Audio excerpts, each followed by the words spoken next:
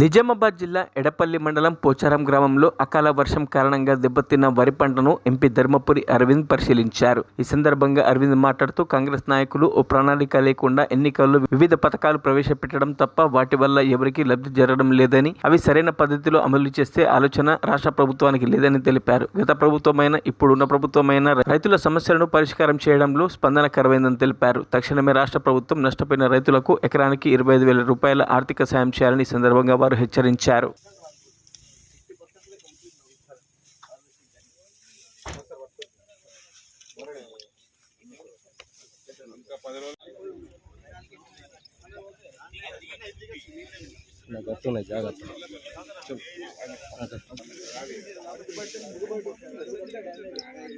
Government వాళ్ళు ఎంత కష్టపడ్డా కూడా రైతుకి యాసంగి నాడుతున్నామంటే నవంబర్ లోపల Rythu Bandhu, November or December first week లో పడేది. మేము ఇంత ఖర్చు పెట్టి చేసినాం రైతు బంధు, ఇగో ఇస్తాం అగో ఇస్తాం రైతు భరోసా కింద అని చెప్తా ఉన్నారు.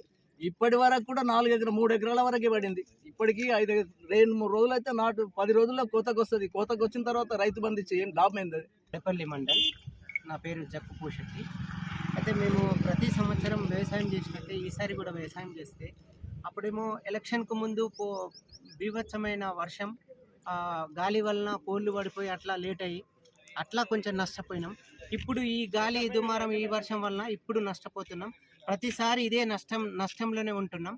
అయితే ఇప్పుడైనా పోయిన గవర్నమెంట్ ఏమి ఇయ్యలేదు అనే దానికంటే చాలా వర్షాలు అన్నవి ప్రతిసారి పడతా ఉన్నాయి. రైతాంగం నష్టపోతా ఉంది.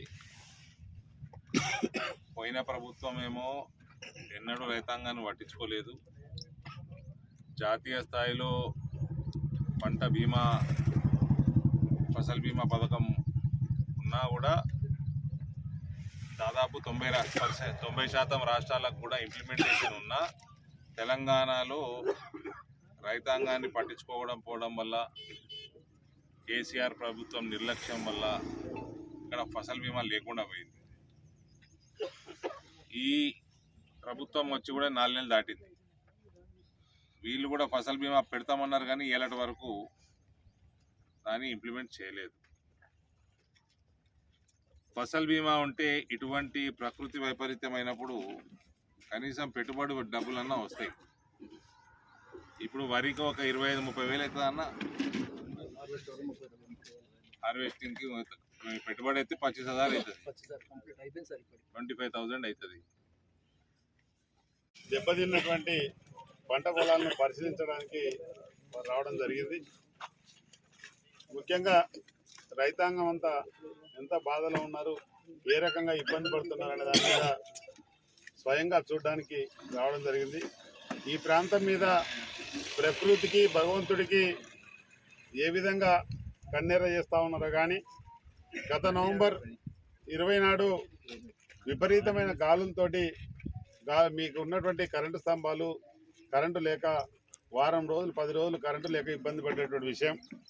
దాంతో మీరు సకాలంలో వరి నాట్లు వేసుకోలేక వరి నాట్లు లేట్ కావడం, అదే వరి నాట్లు లేట్ కాకుంటే ఈ పాటికి మీ కోతలు కూడా అయిపోయేది.